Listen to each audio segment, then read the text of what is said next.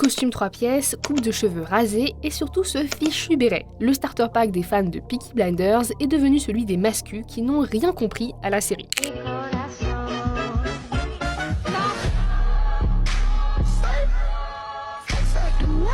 Peaky Blinders a démarré en 2013, mais on n'a pas fini de voir des gens s'en inspirer et surtout pour s'habiller. La série suit les Shelby, une famille de gangsters méga stylés dans l'entre-deux-guerres à Birmingham. Ça a donné des festivals de cosplay, une marque de vêtements officielle, des barbershops à thème et même une unité de pilotes de drones ukrainiens.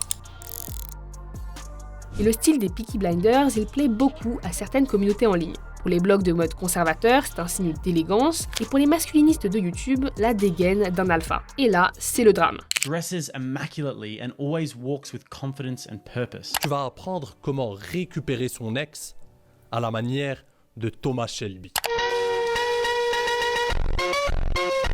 Mais pourquoi le costume de Tommy Shelby les rend dingues? C'est un tailoring particulier parce que c'est un tailoring édouardien, parce que ça renvoie à la période, mais ça aussi renvoie à une conception de la masculinité où en fait finalement là on va favoriser un vestiaire assez simple, assez sobre, assez austère. Le costume des Peaky Blinders n'est pas celui d'un banquier. Il a un côté ouvrier et fonctionnel avec des lames de rasoir en bonus. Bien qu'ils soient issus d'un milieu populaire, il y a quand même une certaine attention qui est portée au costume. Déjà, il y a l'homogénéité et il y a vraiment cette idée de rite de passage. Il y a un kit, quoi. Il y a les cheveux, le béret, le gilet, même les chaussures, etc. Ce qui est cool, c'est qu'en fait, pour la première fois, on s'intéresse aux vêtements masculins et à l'apparence masculine. Tommy Shelby, c'est aussi l'exemple typique du « c'était mieux avant ». Ce qu'incarne Thomas Shelby, c'est pas simplement une masculinité qui serait authentique, qui serait performante, etc. C'est aussi une masculinité qui avait le contrôle il y a un siècle. Et donc, l'idée de s'habiller en costume, c'est aussi de reperformer une mode perdue. Donc, il y a un peu ce côté nostalgique aussi d'un temps disparu. Cette idée est très prisée par la fachosphère, ravie de lisser son image avec un look bon chic, bon genre. Est-ce que bien s'habiller est de droite?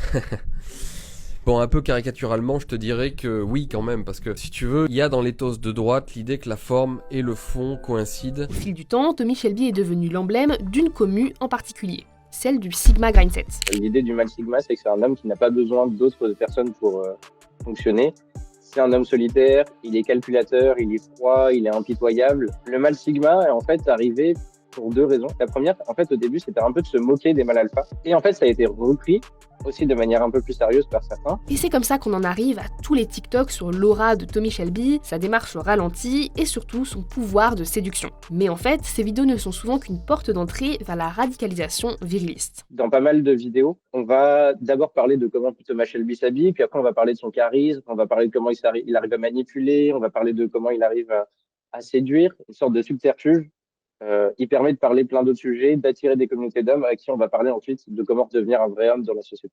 Vous me demandez souvent quelles sont mes opinions sur les séries comme Peaky Blinders. Et le travail d'Hugo Jacobet tourne justement autour du rapport à la beauté, à la courtoisie, à l'élégance, tout ce qui aujourd'hui est un peu en voie de disparition et que nous voulons sauver d'une manière ou de l'autre. Mais alors Tommy Shelby comme un homme violent, misogyne et conservateur, c'est le message de la série ou un fantasme des mascus? Thomas Shelby,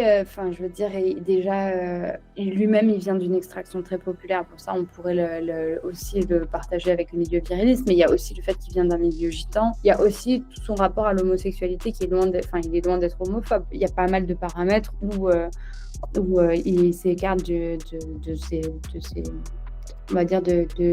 l'idéologie de ces mouvements virilistes. Et encore plus quand les saisons avancent avec toute cette réflexion autour du nazisme où il veut quand même tuer Ozal Mosley.